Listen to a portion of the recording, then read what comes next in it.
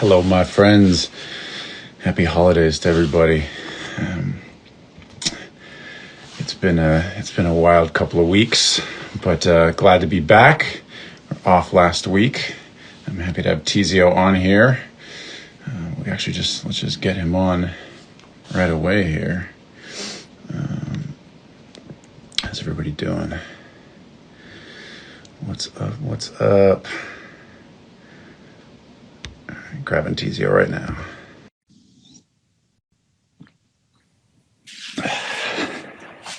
Yep. Oh, what's up, man? How are you? Good. How are you? You know, I'm doing all right. As I was texting with you and Baines yesterday, I think. You know, I had for those that don't know, one of the reasons we're off last week is I had sinus surgery almost 2 weeks ago now. It was actually the day after I did my last live with John, and so I've just been recovering. It was a planned thing, not an emergency thing, but I've had sinus things for almost a year now. So I got that taken care of. So I'm recovering slowly, but feeling good. And it's nice to be back. It's a perfect time to do that stuff during the holidays, just because there's not a lot going on. But yeah, it's really nice to be back. How are you doing? How's the holidays been for you? I'm good. I've just been ducking and diving because I don't want to catch this. I don't want to catch this new virus thing. So I've just been at home. The labels have been dead. So I've been like just doing family shit, you know, couple random things here, print stems, send mastering files, whatever. But it's been fairly quiet, which is good. Just for a minute. Do you tend to work through holidays and things if you can? Do you get restless when you're not filling your time? What is your, you know, I think a lot of people, I was telling you guys on the text, you know, that one of the reasons that having this surgery is so tough for me is that I can't do physical things. So I can't go do my workouts and keep my brain. That's a big part of my mental health. And I couldn't really do any music stuff. I'm back in the studio today, but it's a really hard thing for me to not be touching any music at all. So do you do some of that? Where's your head with that stuff? Yeah. So I usually, and this year has been a little different, but usually I work all the way through the holidays.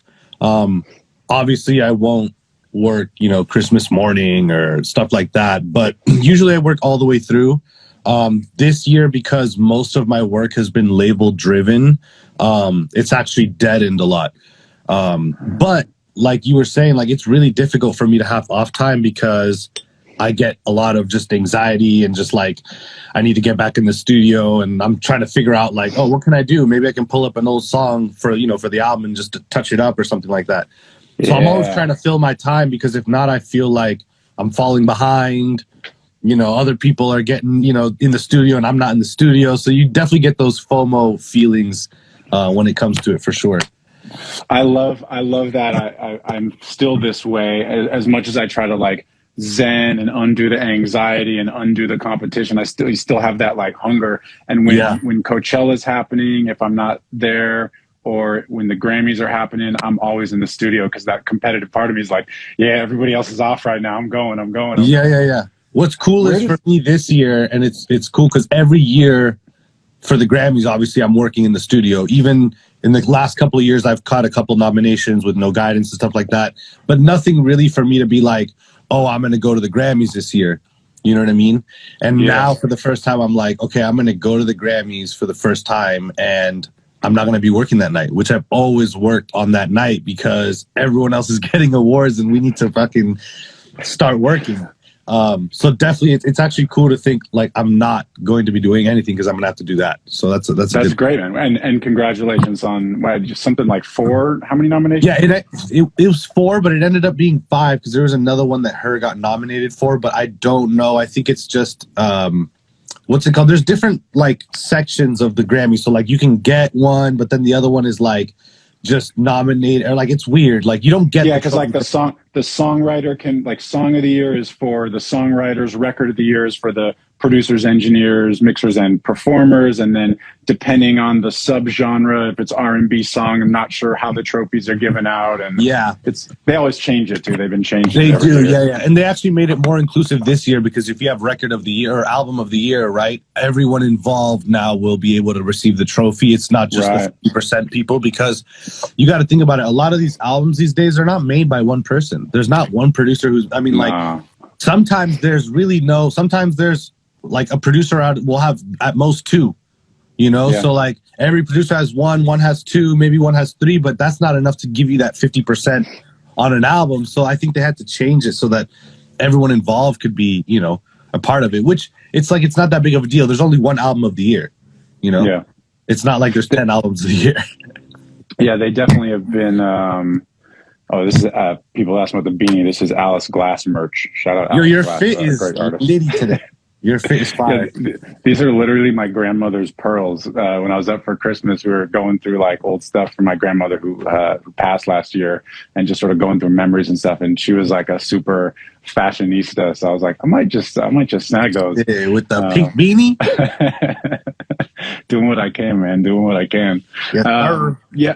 Yeah, the Grammy stuff is interesting. You know, we've obviously had conversations with me and John about it, and I'm always very happy when people are involved. It's interesting how much they've tried to be more inclusive, because they've gotten various backlash, because it's really just a group of people, some professionals obviously, or all professionals, but not everybody is a Grammy voting member. But it's good that they've expanded it to include songwriters and things like that. I mean, definitely, I think it's a nice thing. So you mentioned that this is something that we talk about work ethic so much. I'm always interested in this topic.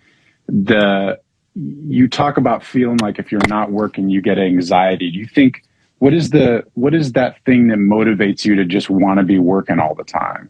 Is it like something where you just got in the habit of it, or is it you need to be busy? Like, because I think a lot of people are like, you know, how do I become a whatever? And the answer is you got to work all the time. But where that motivation comes from is always really interesting to me. Where does that come from for you think?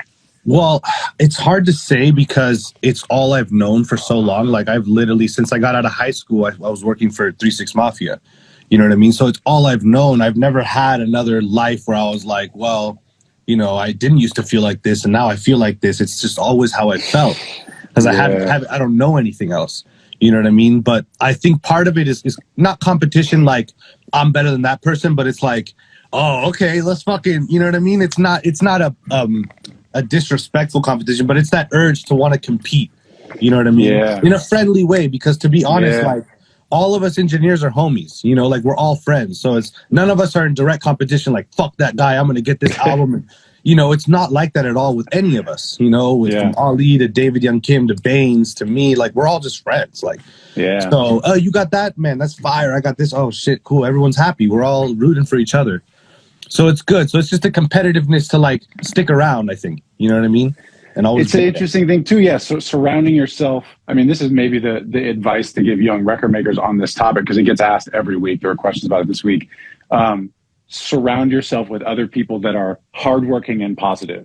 And it's, you know, it's giving the sort of advice, because everybody wants to like, do I do this program and then I go do this thing? And it turns out it's just get together with a bunch of people who are working hard, who make you want to work hard and feel good about it. Like, I think that's kind of it.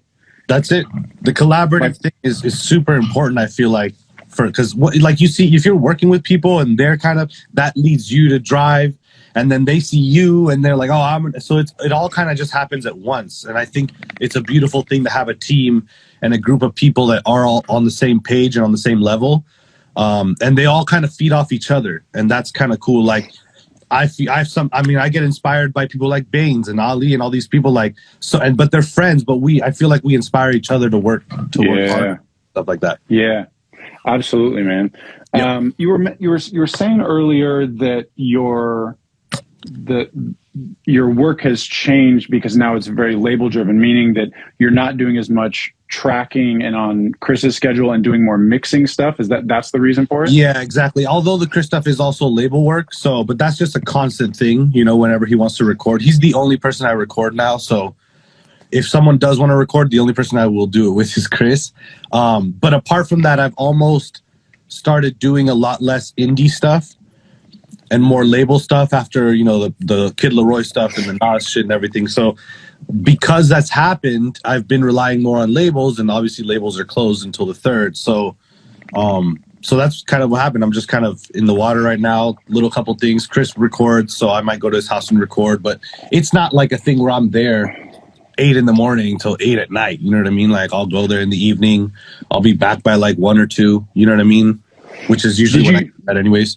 You used to have that kind of schedule though, right? Just being on call and going crazy. Is that because your role has changed or because his flow has changed this last year? I think it's or what? both. I mean, like as we're getting older, I started working for Chris when I was 26 and he was 20. He was finishing 26 going to 27. You know, it's been almost 6 years now. He's 32 now. I'm 31.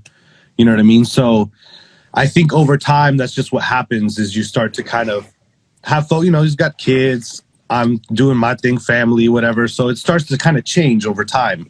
In your 20s, for me, like that was when it was like no rules. I don't care what time it is. It's 4 a.m. We're going to the studio. We're not coming back till 4 p.m. the next day. And as you get older, it just kind of starts to become like you don't need to be in the studio for 15 hours. You know what I mean? You can go in there, do the records you need to do, and call it a day. If you want to party after, then be my guest. But it's just things kind of start to change as you get older. You know what I mean? How much of a 15-hour session is actually recording? Oh, that is just the question of the fucking day. So it's a 15-hour session. There's probably like 4, 5, maybe 6 solid hours of recording. You know what I mean? Than I thought, honestly. It's more, but it can be like sometimes it's like 2 hours, 3 hours. You're like a solid recording, but throughout the night you might record like a hook, and then you're chilling, and then you record a verse, and then you're chilling. So it's like these little pockets, which is what makes it difficult because you're not just going in for 4 hours and then you're leaving. You know, it's 15 hours, and you're doing these pockets of recording, and then at 2 a.m, so and so pulls up. And he wants to lay a verse on this. So then, you know what I mean? You've been there since 6 p.m. recording. So it's like, it starts to get crazy. I can see and I don't want to sound like lazy, like, oh, I don't do that. But you got to think about it. I've been cutting vocals for 13 years. Day in, day out. It's all I knew. I didn't know shit about it. And you got to be on it. You got to be on it. Those 15-hour sessions, everybody else is chilling for, 10 hours of that. But you got to be ready to go at all times. 100. You're the first one there, and this is my thing. Like I would show up, and I would get on the Paramount assistant so hard because I would show up to my sessions an hour early every time. When I got there, I wanted everything set up, microphone up. I was going to test the mic, everything. I would get that done in like 30 minutes, and sometimes because there was usually an issue, it could take a whole hour to get set up because this tie line, something's wrong with the tie line, and I have a new assistant. He's got to go find the other assistant. Yep. He's going to bring, what's wrong with the tie? Oh, you're not supposed to use tie line too, man. You're supposed to use So it turns into that, and it's just time. And I found that the times that I get there the earliest are the ones that I'm glad I got there the earliest because there was some sort of issue. Maybe the Telefunken didn't come from the rental house yet, and they're waiting on it still. You know what I mean? So there's so many little things. So I'm there an hour early, and the assistants wouldn't show up an hour early. They show up 30 minutes early. And I'd be like, I've been here for 30 minutes having so-and-so help me because you weren't here yet. You know? This is I would be curious to break this down a little further if you're willing. Like when you would go do a session with Chris Brown at Paramount, something like that, the session, you have it booked from, let's say 4 p.m. You will show up at 3 p.m. Yep. Even though it's just vocals, you're not working on the console, you're not setting up drums, you're not doing any of this sort of stuff, just a vocal session with a chain you already know. Everything. And yet you will show up an hour early in order to make sure that everything is right. What you go there and what do you do first? You see everything set up. Let's get the mic going. Let's get inputs going. What's the process? That's the process. I'd walk in. The assistant's not here yet. Well, I could have fucking told that. Is there anybody else here that can help me? Yeah. Let me get so and so. Okay, cool. So now this guy's helping me get this microphone, which usually came from Capitol Rentals, which was a Telefunken. And then I tell him I want CL1B 1073. Set it up. If the CL1B is far away from where the chair is, either rent one for me and bring it in here because they usually have rentals on site at Paramount for CL1Bs, or pull it out of the wall and put it next to me because the compressor is not a set it and forget it. It's a constant thing. As I'm recording, I'm cutting down the gain. I'm moving the threshold a little bit. Like as he's reaching these higher notes and then he's coming back down to low, I'm gaining him up a little bit. So it's a constant thing. So I need both things next to me when I'm sitting in the chair. Will you have the preamp basically set the same place and CL1B used for level? Will you change the gain on the preamp much? Yeah, so on the preamp is actually where I'll change how much I'm pushing into the compressor. So if the preamp, I'll usually have it set like 30, 35, maybe 40 if we're doing like some low register stuff where I need more gain. But it's usually 35 to 40, and then I'll mess with the trim. So if I'm pushing too hard into the compressor, the CL1B, right? Instead of backing down on the threshold, which is just going to make my signal get hotter, right? Because it's compressing less. I'll drop the signal on the trim of the CL1 of the 1073, and that trim will push into the CL1B less hard, which will cause it to compress less, which is what I'm trying to do, is not have it push so hard. Because if I just pull the threshold, that signal is going to push right through, and it'll probably be too hot because I'm recording. You might clip. Yeah, and I record, like, I don't record low, Chris. Like, I record full, healthy waveforms. You know what I mean? So I only have, like, 25% up here before I start to, you know what I mean? So I have to kind of gauge it the whole time. But yeah, so the setup is some headroom, but not a ton. Sorry, keep going.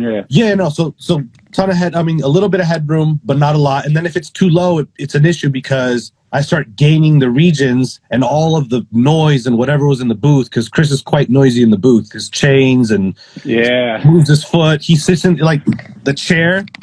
He's always moving in it, and it's creaking. So that's a whole nother story. But that's why I get good healthy waveforms. If there's an issue, like a chain moves, I'll tell him, like, yo, do that takeover. There's like something that moved, and he's always more than happy to do a takeover. It's not a big deal. But yeah, so the setup is getting all that set up, and then after that, I usually have about 30 minutes if nothing went wrong, and that is my time to essentially acclimate. You know what I mean? So I acclimate to the studio, I roll up a joint, have a conversation with the assistant, maybe listen to something. You know what I'm saying? I just acclimate to the room so that when Chris gets there, I'm acclimated. I can move. I know where the chair is. I'm in a different room sometimes every session when I was at Paramount. So every room is different. If I'm sitting, some rooms you're sitting with the console, your desk is on the console. And most rooms you're sitting to the side like this. Right. So there's different things. Sometimes I need the CL1B over here for my right hand. Sometimes, you know, so it just depends. So I get it all set up, and then I just acclimate myself to the room and vibe out. Chris is never on time. So although I show up at an hour early from the 4 o'clock start time, he won't roll in until 5:30 or 6. Yep. But I don't go, oh, well, Chris is going to be late, so I might as well just show up at 4:30 after the session starts. Because guess what? The day you do that, Chris got up early that day, and he's at the studio early. Yep. So that's why you always just keep it going. Don't try to cut corners and stuff like that, because it will bite you in the ass, for sure. Your job is to be the most professional person around, because it's his job to be a fucking rock star, and it's your job to be available for all possibilities of capturing what he does. Exactly. So even if you end up being there every time 2.5 hours early, don't assume that that's what it's going to be. That's a really important thing. So do you go, that I was going to ask that question too. Do you go, I assume you check the headphones, you make sure that you're hearing everything, you're hearing the vocal, you got if there's tune, if there's verb, how you want it. Actually, so there are a couple questions about this process, which is why I want to go into it today. Do you have a template for monitoring? Like, what do you do about EQ and things like that? Are you recording in dry, like no EQ going in, nothing on the 1073, and then you put EQ and compression more in the computer? Or what is the setup in the computer? Yeah, so basically I'll probably have on the CL1B, I'll have it on 2-to-1 ratio, because I don't want to have high ratio, given that if something does happen and it pulls hard, you don't have to go crazy. It's not going crazy, right? So I always have it at 2. So I'm doing the minimum compression I can on the outside, but enough so that it doesn't clip and blah, blah, blah. When I get on the inside, some of that tube sound of the CL1B. And you get some of the tube sound and everything, exactly. Yeah. Now, the part that goes into the session, and I took this from Chris's old engineer, Brian Springer, because he gave me the template, and then I adjusted the template, color coding wise, routing wise. I kind of made my thing, but I kept one thing, which was the 3 record tracks. So basically, the way that it works is I have one main record track, okay, and as I'm recording Chris, the vocal comes through there's an auxiliary with auto-tune on it. So the vocal comes into that auxiliary from input 1, right? Yeah. It hits auto-tune, it goes out of a bus, and it hits my record track. Now on the record track, I only have an EQ. And I have a reverb send and a delay send. And that EQ is like an 80 cut and then like 10K shelf up, just a little bit of boost on the top end. Now this is where it gets like funky. So basically I have compression happening in Pro Tools, right? Yes. But it won't happen until I've pulled the vocals from the record tracks and I put it on the lead tracks. So those record tracks are going to 1 and 2, which means that it's coming from the CL1B, in through the aux, hits the record track, sends to reverb and delay, EQs, and then you hear it 1 and 2 out. So right? he's not hearing any extra compression, but not when he's when recording. you play it back, he's hearing it sounding. Now here's the thing. When I'm recording a verse, for example, right? Yeah. I have 3 record tracks, and the reason why I have 3 is instead of cutting a vocal and then dragging it all the way up here, right? I cut it and I drag here, drag here, drag here, drag here, drag here. And then when I'm done with the verse, I grab that and I put it on the lead vocal track. Because I'm saving time, and maybe there's like the verse track is up here. And so that move causes more time for me to lose from having to then... And it's repetitive time. Even though it's just a split second, it's many split seconds. And with someone like Chris, who is so good at what he does and knows exactly how to record a vocal, like it'll be like he'll sing the vocal and almost as if right as he's finishing the line, he's already saying next. Yep. You know what I mean? So it's like, it's that fast with everything. So having things closer and then dragging it all up. So you don't actually hear any compression until I've brought it up to the verse. Nothing beyond the CL1B, yeah. Yeah, so that actually is good because I'm able to hear, is this shit sound okay, or am I just getting a ton of compression after and it sounds good? Is it clipping? Whatever it might be, I'm able to tell because I'm listening to it clean from the CL1B essentially with just the cut and the boost and that's it. No compression, nothing. Reverb and delay is sending right from the record track. You know what I mean? So that he could still have the reverb and delay. If not, it would be dry. Right, exactly. Somebody was asking about playlists in there. Yes. It sounds like what you're doing is every take, he's doing like line by line. And so you're getting a whole verse. And it's like when one is done, he goes, great, next line, meaning that's probably 99% of the time, that's the finished vocal. That's done, yeah. But you'll also, if he's like, let me do it again, you'll playlist, so you'll have everything I playlist if you need to access it. I playlist everything, and I'm going to tell you why. There's been so many times in the mixing part of it where, and especially with backgrounds, because when you're cutting backgrounds, it's not like the lead. The lead is usually way too loud when you're cutting. That's on purpose, right? But when you're doing backgrounds, you're tucking backgrounds and you're recording them and then you're putting them down, and right? layers, and let me do a double, let me do layers and layers, and the then fourth one sounds right. Yeah. Right. And when he's doing the backgrounds, he's also like, oh, let me get that again. And when he does that, I obviously playlist it, right? So what'll happen is I'll start mixing it, and then I might get down to like the low vocal. And I'll hear a pop in the vocal, which maybe landed on the snare. So I never heard it when it was recording, right? Yeah. And then I go, boom, let me check my playlist. So I'll go to the playlist and boom, 800 playlists. Boom, boom, start trying to find that line and I can catch it. Maybe I found one, right? But it's out of key a little bit. But where the pop is, it's not out of key. So let me grab that, and then I'll go and I'll literally find where the waveforms go and I'll set it in place and crossfade it. And it's usually a background. So if it's a little bit like there's a little bump you hear, you know how when there's like a little bump from a fade? It's not the click. And it's a background thing. So it's good to know like when to make those decisions too. Like it doesn't have to be perfect if it's going to be some low hidden thing underneath. Make it as best you can and keep it moving. You know what I mean? Yeah, absolutely. And it's interesting too that you, in all these situations, there's a trust between the two of you. Both you're trusting his skill and intuition, and he's trusting your ability to figure it out. That you want to move quickly to capture the moments as they're happening, but then you're setting yourself up with the way you're doing playlisting and all that, so that if you need to come back later, you have the ability. So you're not really sacrificing. You're going for excitement, but then making sure if for some reason there's something that'll screw, you can get it on the back end. And I'll tell him like if there's something that's like that I hear that's wrong. If it's something, especially the lead, because the lead is everything, I'll tell him like, yo, there was a pop there, or you hit the beginning of the word too hard. You know how sometimes when they go to sing the line, they hit the first one too hard just because they don't have that like ramp up to it, you know? Yep. No, you got to get the beginning over, and I'll punch you in, and he'll know just to sing through it. And that'll sing the end of the previous line so you can get smooth. Yeah, so that happens all the time. And sometimes I'll remind him, but he's pretty good about it to sing along because he knows what I'm doing. And that's important is the person to understand what you're doing and why you have to sing from the line before.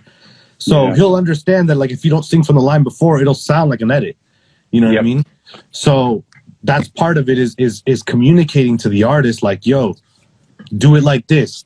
And if they need you to tell them why, or tell them to do it how they want to do it, and then you'll play it for them and you'll say, see, you know what I mean? So it's like, this is how it is, man. It's great. No, I mean, these are the sort of things, we got a lot of questions this week about people asking about recording clients wanting to hear things that sounded like finished records, finished vocals, and the answer is you got to prep for that and get your templates right and get your flow so that when somebody records a vocal, you can immediately pop it onto the other track and it sounds like a finished record to them, or as close as possible. Actually, go ahead. No, I was going to ask you another question, so feel free to go. If you, one thing I noticed when I was over at the Malibu house that I was using I think the Audio Technica, the ATM50s or whatever, great headphones. But I had the white ones just because I thought they looked cool, so I got the white ones. And it turns out the white ones with the extra layer of paint or whatever's on them creak a little bit in the headphones. And it was the first time that I had to deal. So it's like somebody would be singing a soft song and turn their head slightly and hear just a little in there. And so I was going crazy with this vocal, editing those things out and finding alternate takes and all that. You were mentioning that recording Chris, there's like, he'll have chains, he'll be in a chair. Do you go even do you check that stuff at all? Do you try to get like a non-creaky chair? How do you deal with that chair? Because I imagine that's the main thing as a vocal engineer. You're hearing all these extra things, and some of it's cool. Like, the classic thing for that first got in my head about it was listen to those like late 2000s Lil Wayne mixtapes. You'd hear him light a blunt, you'd hear the lighter before every take, and you'd hear him in there with chains on. I was just like, that's the coolest thing ever. So sometimes it's great. Yes, but I think in Wayne's place it's good because it's like, especially in rap, there's a lot more freedom. Like if someone were to be like, oh, this rap record or this hip hop record has a bunch of chains and shit, you'd be like, yeah, that's because I got all my fucking chains in the booth, bitch. So it's just like, they can definitely be played into. But with CB, it's more of like, you're talking about real, like not real music, but like more professional music, like R&B singer, pop singer type of thing. So that type layers of stuff, and layers of vocals. Yeah, so the thought isn't, I got my chains in the studio, bitch. Like that's not the thought that goes when you're doing R&B music or pop music. You know what I mean? So like with CB, what's cool is he doesn't like any breaths. So if you hear anything that after Heartbreak album, because the Heartbreak stuff was done by Jason and there's a bunch of breaths, but on my stuff we cut all his breaths out completely. Really? There's no breathing when it comes to CB on his stuff. If you listen to like any of the stuff we've done recently, even Go Crazy and stuff like that, you won't really hear any breathing because we cut it all off, which is good because in those sections on the top and at the end of the line is where the creaks and the chains are. Basically, he'll finish a line, and when he finishes a line, because the microphone's here, he'll back up. Some pro shit. He'll finish the line and then back up. So after every line, you might hear a creak or something, but it'll be enough time for me to cut it. It's about figuring that out. And there's been times where the S, let's say the S has a creak in it because he said the S and then he creaked back at the same time. Yep. So I'll find another S in the song that matches it and I'll replace it, just to make it perfect. Because I don't want people being like, man, there's creaking and chains and all this shit. It's Chris Brown. You know what I mean? Yeah, and also it's a thing that I think is really important because there's a common thing that gets said, which is correct, which is, nobody who loves a record is listening to, the vast majority not listening to the quality of the snare drum, or people don't listen to the mix and go, what a great mix. But the flip side of that, of course, is that those are the things that bring out the record and bring out the song and bring out the aesthetic and make you cry or dance or whatever it is.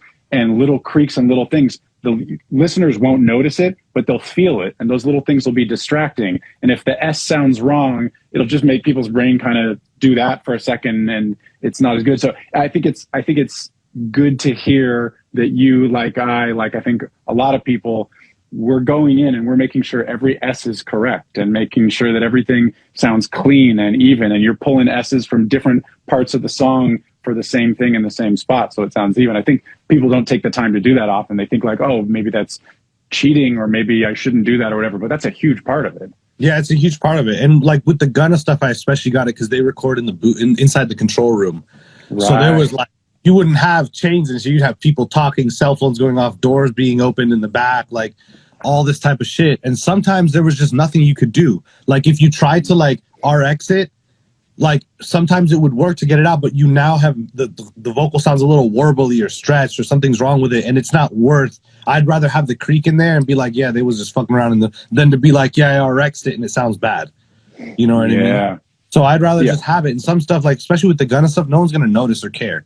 You know what I mean? One of the biggest things that I notice that happens all the time, and it drives me absolutely crazy, is when they record the record and there's no drops or there's no like breakdown parts. So the hi-hat's playing on the in the it's like going back into the microphone, and then in the record you do a drop or you do a beat part where the drums and you come hear that out, and you always hear the fucking hi-hat. And that's like absolutely the worst. It's the worst, and of course I notice it every time now. I mean, I first started really noticing it on the Metro Boomin records, I think with 21 Savage, because it sounds like he just, especially those early records, he would just let the beats run for 10 minutes, and Savage would just do a bunch of ideas, and then Metro would go back and arrange the song. He's like, this is the hook, do this. And a lot of that, you hear everything taken out, and you just hear that, you hear the beat in the background a little bit. Yeah, to me, I mean, like some people might be like, oh, that's cool, because like you were saying, they might be like, oh, that's that part of that record that I remember or whatever. But for us as engineers, that's like the ultimate, like, oh, hell no, what the fuck are we going to do? You know what I mean? So it's got to be, it's two perspectives, and I understand the other perspective, but if I can just do my best to get as much of it out, whatever's left in there can be left for the vibes. You know what I mean? But I'm definitely not going to have breaths that are half cut and it's, you know what I mean? It's like, it's a little bit unprofessional. To be honest, on Chris's demos, like a lot of people might think that the demos that I have with CB, meaning like after we record and then I just bounce it, like that for some reason sounds amazing, and it doesn't.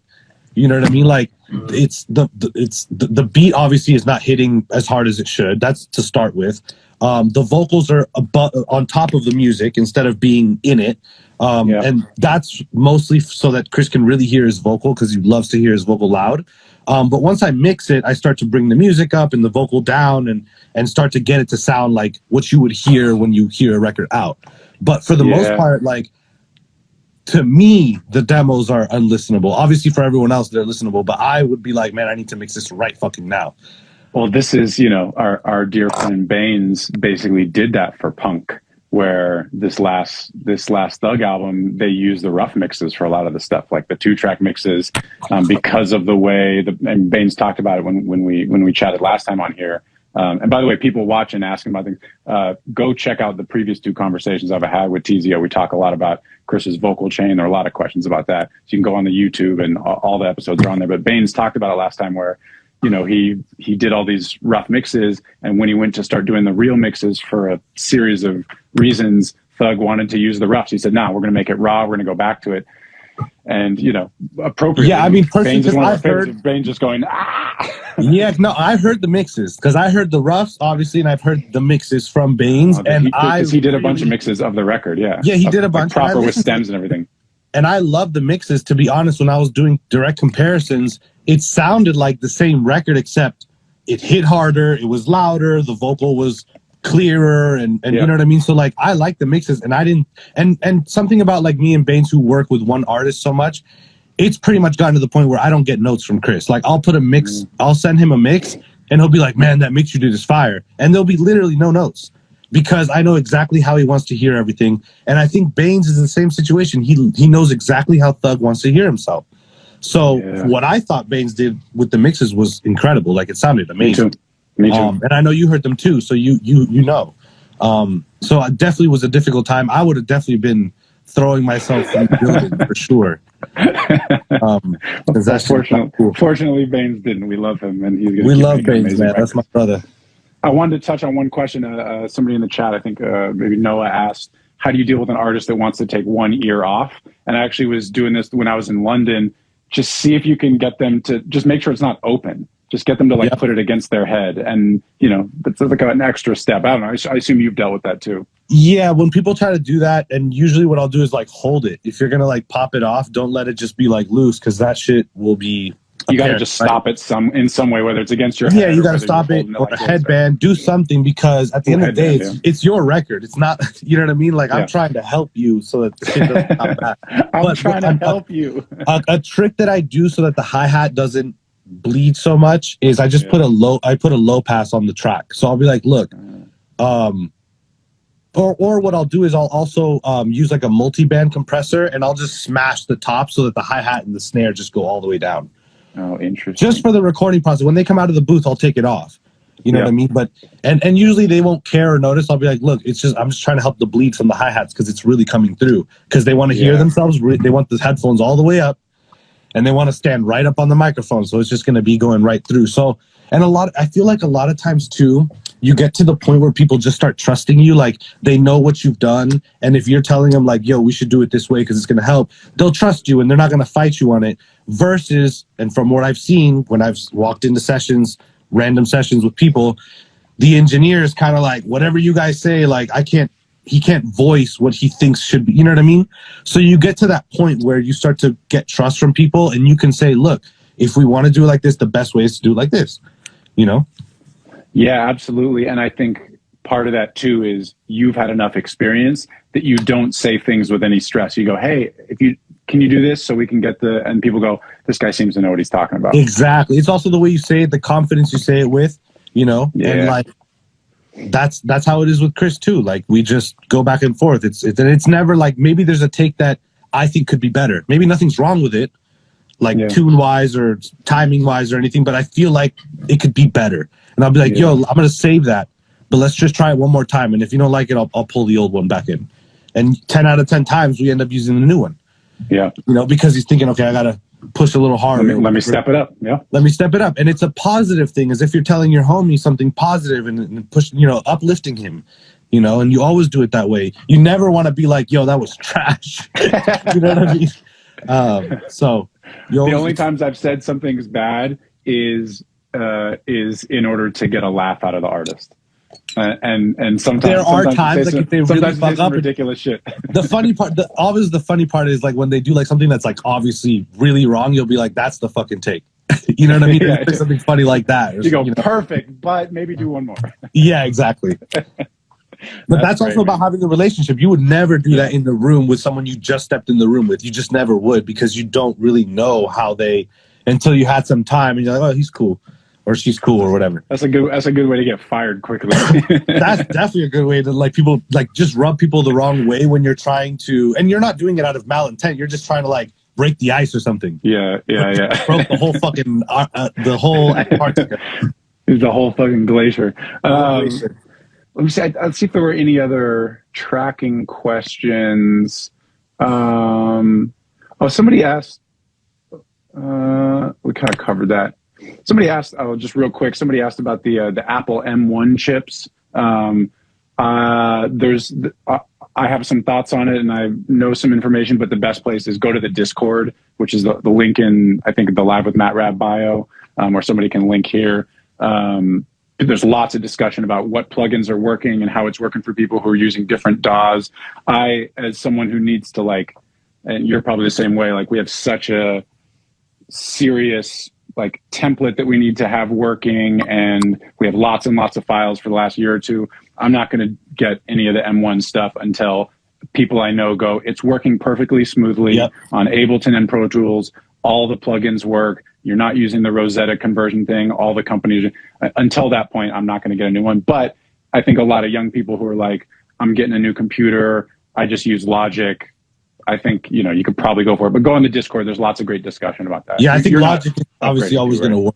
Logic is just going to work because it's part of Apple. So they're going to make sure that it works perfectly with everything. Yeah. And that's kind of been the difficult part, because in Logic, you can handle immense amounts of tracks and all that stuff. And in Pro Tools, it's not really like that because they're not really on the same page. Yeah. And supposedly, you know, again, third-party plugins, different companies haven't upgraded all of their things yet. And so I would say, depending on your needs, maybe you get an M1, but for those of us that have lots of, like I said, lots of last few years and specific template, I think a lot of us are not doing it yet. Yep. Let's see. Let's talk about monitoring. There's lots and lots of monitoring questions. I know you love your, excuse me, your new PMC 6.2s. There's some questions about the 6.2s. How do you like them? Hey, there they are. Somebody asking about PMC versus ATC. Somebody asked, why don't people use Atom audio monitors? I mean, we can kind of hit this any kind of way, but what's your monitoring setup? How did you get there? I mean, I went to your room. By the way, thanks for having me a couple of weeks ago. It was a blast. It sounds amazing in there. I love the way it sounds. Yeah, no. How did you get to where you're at? It's been a journey, and it all starts kind of when I started mixing for Chris. One of the first records that I did was Undecided for him, like that was like an actual release, like a single for an album type of thing. And I was on these, what were they called? These little JBL black monitors. They're actually good. I don't really like JBL, but these little black ones. Have you seen them? The ones from Guitar Center. They're like these little black JBLs. And I was mixing on those. I was mixing on those, and I had a friend. His name was DG. You're still friends, obviously, but his name is DG. He was G-Eazy's engineer. I don't know if you know him, Dakari. He's from Africa, and I met him in New York. And when we came out here, he was producing and mixing with G-Eazy when I was working with Chris. And he kind of started to get a leg up on starting to mix first, like mixing first. So he bought these PMCs, I think the IB1s or IB2s, I don't remember. So he bought the monitors. And he's like, yo, you got to get with PMC, blah, blah, blah. And I was like, oh, that's fire. Let me come and listen to him. So I went to his studio and listened to him. And then he's like, let me hook you up with Spider. So then he hooked me up with Spider. And Spider brought over some 226s. And this is like right when I had finished mixing Undecided, but I don't think that it was the final mix yet. So I still had a chance when Spider brought the 226s over for me to kind of readjust and learn the speakers. But he brought over the 226s. I didn't have a sub. I had a really small room. It was probably slightly smaller than the room I'm in now, which is pretty small. And he brought him over and like my life changed instantly. Like I was hearing, I mean, to go from like JBL Guitar Center monitors to go to PMC was like worlds away. Yeah. Yeah. So the clarity and all the stuff. So from then it was like learning it. I didn't have a sub yet. I was living in a townhouse, so I couldn't really like blast, you know what I mean? And have a sub and shake the whole building. So eventually I was about to move out of that townhouse and I got a sub. And when I got the sub, I started to notice that I was able now to hear all this low end, which my biggest problem was I'd get to the car and there was way too much low end. So then I'd have to dial it back because I didn't have a way of listening to it. With the 226s, it was like, it was there, but I was like, you got to push. You're not feeling it. You're not feeling it in your chest. I'm not feeling it. So then once I got that, I went to a new house and we rented a house with my wife. And we, in that house, we could blast. So I got the sub fully going. And then I hit Spider. I was like, I want the PMC sub to go with the 226s. So he brought the sub over and boom, it was like a level up every time. So I went from the 226s. I was like, wow, this is amazing, but I'm missing the sub. Boom. Spider brings the sub. Now I have this full sound, but I see the 6.2s come out recently. When I see the 6.2s come out, I go and listen to them and I'm thinking I'm just going to get the 226, the new 226, which is essentially half of my 6.2. Yeah. Which would be the exact same speaker that I had with the 226s. And when I heard these, I was like, holy shit, no way. I need to get these immediately. So I listened to these and there's no sub in my room. You don't really need a sub. It's like, and it's really bassy in here. And I have the low frequency down like 7 dBs on the speakers on these because I feel like these are slightly big for the room. Even though they don't look big for the room, like the sound is super big. No, I remember being in there, and there's a lot of low end. And it's very clear. I mean, this is we had a whole episode a couple of weeks ago with Spider and Rory talking about studio construction, but the challenges of getting speakers to carry a lot of low end, and a lot of people buying appropriately sized 6 or 8 inch monitors, like 6 or 8 inch woofers, and then trying to add a sub. And you're just dealing with all this extra phase stuff. But the fact that you have the 2 6s there makes it sound huge. It's a huge difference having the separation with the crossover with the sub and actually just having the monitors be the full sound. It's 2 different worlds. Like the sub, I was getting with the sub, I was getting all those low sub frequencies. And there was kind of a pocket where there wasn't that like mid sub frequency because the speakers weren't able to really produce it as much. So and then the sub below on the floor wasn't really pushing like tonality. It was more just like sub frequencies. But once I got these, it was like full sound. And another thing too, there's a massive mid driver on these that I did not have on the 226s. So there was a bunch of shit that I wasn't hearing, Interesting. Yeah, I love the sound of your setup over there.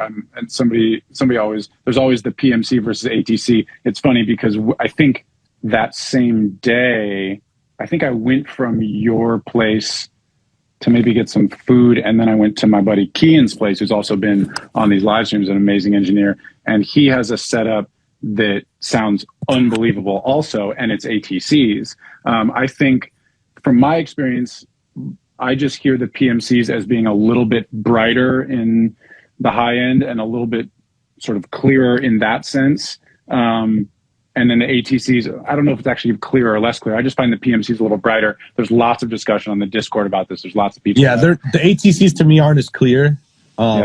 The PMCs are really clear, and I like clear and shiny and polished. Yeah, PMCs are bright. They're real bright. And I like them. I have PMCs. I've also used ATCs, and I love those too. I think the short answer is with this stuff, if you're going to spend many thousands of dollars on speakers, and you're not debating between like 900 and 1500, when you get up into the ATC and PMC realm, go listen to them and just see what you like the best. You can make great records with either of those. They're both amazing. Because the thing is, you can mix on either one. It's just about knowing, okay, if I have more top end and more clarity on these speakers, I need to watch my top end. Or with the ATCs, you might say, oh shit, I'm adding way too much top on my vocals because I'm trying to get that clarity, right? Yeah. When I go to the car, it's overly bright because I'm not getting that from the speakers and I'm trying to push it. So it can go both ways. With the PMCs, you might make it too dull and you go to the car and like it's not bright enough, and it's because the monitors are overly bright. Yeah. So it's about finding the balance, and then once you learn the room, you're good. Like if you listen to a record and you're like,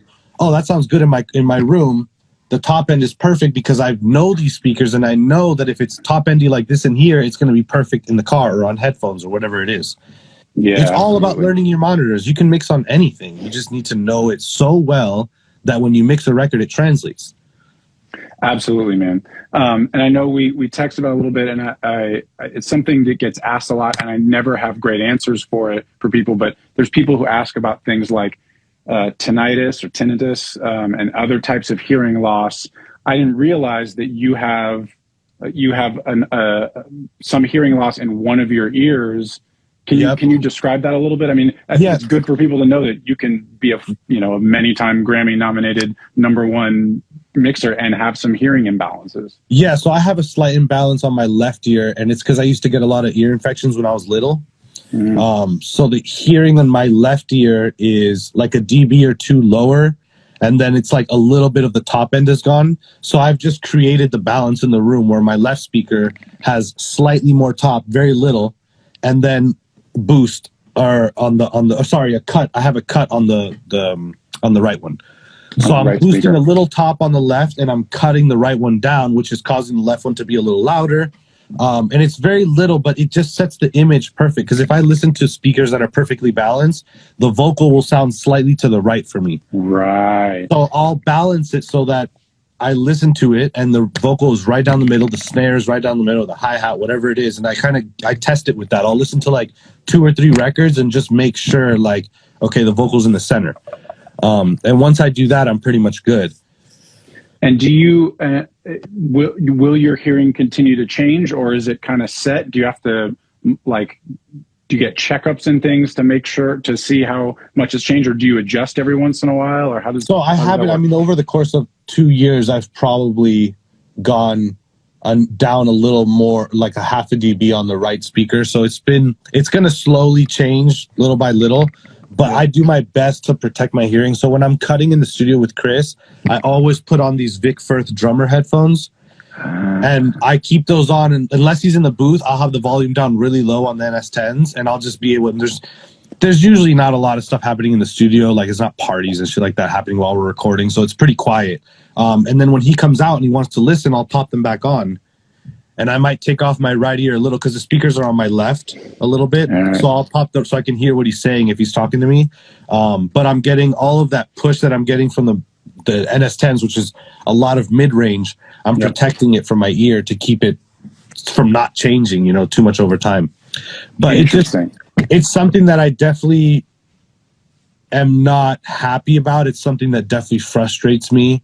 I'm sure. And I definitely feel shitty sometimes when I have to do that because I think, 10, 20 years from now, what's going to happen. Yeah.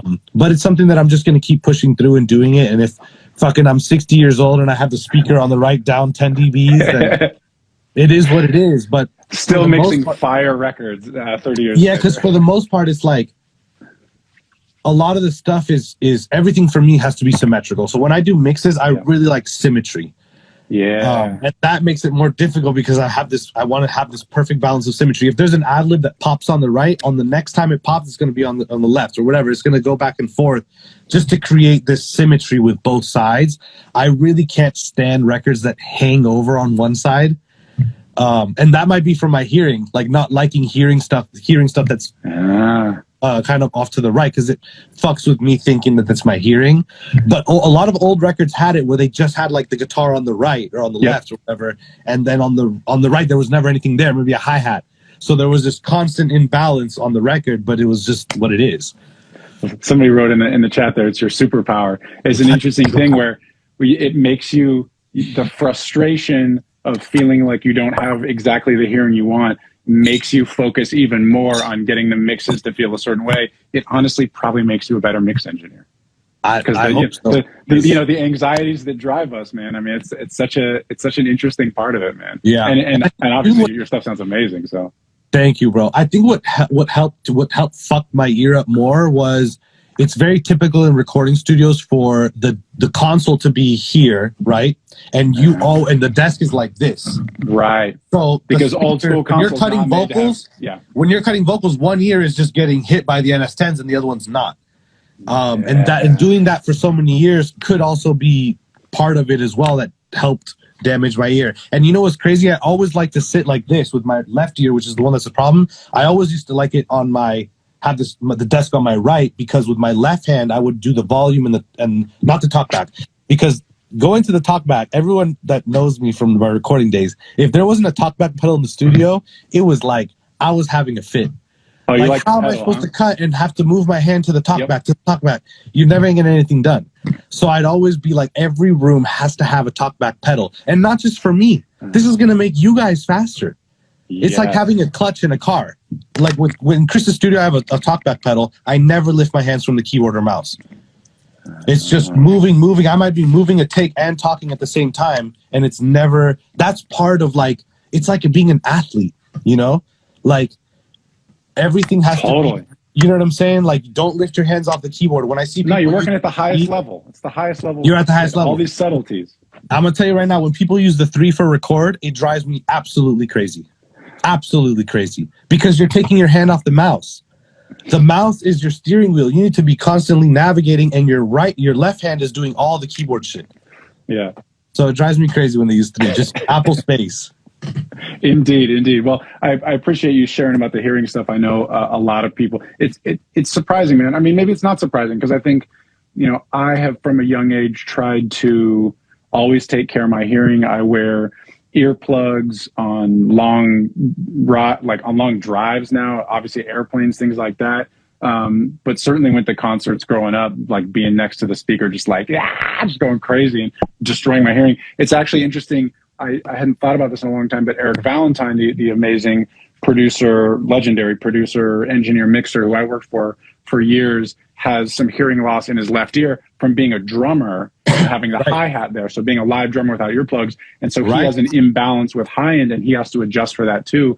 I think there's a lot of people out there that are enthusiasts. I mean, we all love music, right? So it's very likely that we're listening to loud music for long periods, especially when we're young. We don't know about hearing loss and things like that. It's something that a lot of people deal with, but it's great to have you share that and show that you can obviously work at the absolute highest level, even with imperfect hearing. Yeah, for sure. You just got to figure it out. You just got to figure it out. You just got to move forward. And it is interesting for you to be like, I love symmetry because it drives me nuts because of and then all of a sudden your records are probably even more refined because of that. Right. It's great. We got about 5 minutes left. There's a bunch of questions we're not getting to. I'll try to hit people in DMs. One of the questions, we got a number of questions from a few people about mixing 808s. And I can't remember if we really talked about that. I know I've obviously talked about it with John. We talked about it with Baines as well. You are working with one artist for the most part before you've gotten into the mixing stuff. Now you're mixing from lots of different artists. But even when you're working with Chris, it's lots and lots of different producers and different sounds. Do you have a general approach on 808s and low end? What do you like about the tracks you get? Do you have go-tos? just anything to riff on that? Yeah, so I love 808. I love bass. To me, that's like the part that fills in all the bottom. Me When too. it's too much, when there's not enough bass, there's usually too much like high end for me. It's like too mid-rangey or too toppy. So, but with low end, like that's one of my favorite parts. And with CB Records, and you guys will notice like with the new album, like I like the bass up. And I've been mixing, like I mixed Gunna's album and then I just did Polo G's album, and like the bass is loud. And we like the bass loud. And I'm doing that for the CB stuff as well because, and he loves it too. Like Chris loves it when the bass is up and the kick is knocking. You know what I mean? Yeah. So for me, it's really important to get that 808 to really fill in the bottom. And I like to hear it like in the car where I'm feeling like I'm in the sub frequencies. Yeah. Like, it's a big, important part of everything. And I would say that the bass to me, if I can't get that right, I'll mute all the drums and get everything back and then figure out maybe there's a phase issue with the 808 with the kick, because that happens a lot of times. I don't know if you've ever noticed. If you ever put if you play a record from the producer, it sounds fine, right? And then you put some plugins on the kick and you put some plugins on the bass, and now that phase relationship starts to change because of the delay on the tracks is different. So I've had it where I've literally had sometimes 2 or 3 kicks that hit on a certain note won't hit, they'll cancel out. So what I'll do is I'll cut those kicks onto another track and I'll flip the phase on them, and that usually fixes it. So definitely a huge part of it is getting that 808 to hit way harder than in the demo, and be really full for sure. Yeah, it's something that people are always like, what EQ and do you saturate and do this? Getting the phase right between the kick and the 808, because every note's different, and the kick is staying the same pitch, and the 808's changing. Getting that right is, far and away the number one thing. Do you ever? Yeah, go ahead. No, I was just gonna say about what the guy was saying. Like, do you EQ? Do you saturate? I think every 808 is different. So I've gotten 808s that are way oversaturated already. I'm not saturating. I'm EQing a little bit, and I'm compressing and pushing it through this Mu-X limiter that I have and all this stuff. But there's you just need to know when to do certain stuff. Sometimes I get an 808 that's just lifeless. Yeah. Lifeless. And I'll put the Mike Dean plugin on there and I'll just fucking crank it and try to get something out of it and mess with it. Shout out Mike Dean plugins. Those are great. Yeah, there's not a one thing, you put this on the kick and that's good. Like everything is different. Once you start mixing all these records, and especially with Chris where I have so many different producers, all these sounds are different. Sometimes I get kicks that I'm like, oh, that's not a good kick. I wish I could swap it. And I might even swap it and just tell the producer, yo, we swapped the kick, it hits harder or blah, blah, blah. It's just part of it, It's interesting too, being in that position where you're with an A-level artist and you go back to a young producer and you go, hey, we switched up the kick. It sounds better. Chris loves it. I think 100% of the time, those producers are like, no one amazing. You made it sound better. Yeah, it's kind of weird. It might get used. Because with CB, like any changes we make, everyone's always like, good with me, But then I might work on another album for a different artist, and the producer is he wants this and this. So it just depends. With CB, people are usually pretty much like, whatever y'all think it should be is cool with us. And I like that because it gives us, we're never going to do some shit that trashes the record. We're going to try to make the record better. And usually it's like, make it hit a little harder, or maybe we wanted to add a piano or whatever it might be. So I'll have a pianist, whatever they call them, come to the house or something with a keyboard and lay piano, whatever it might be.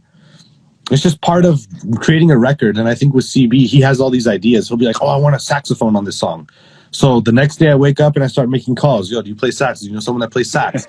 I need to get a saxophone on this song. You know what I mean? Yeah, that's incredible, man. Well, I think we've kind of hit everything. We're at about an hour now. I'm trying to see if there's anything else. Oh, really quickly, I like this question a lot, and I always want everybody. I'm curious what everybody does. How often do you take breaks and rest your ears?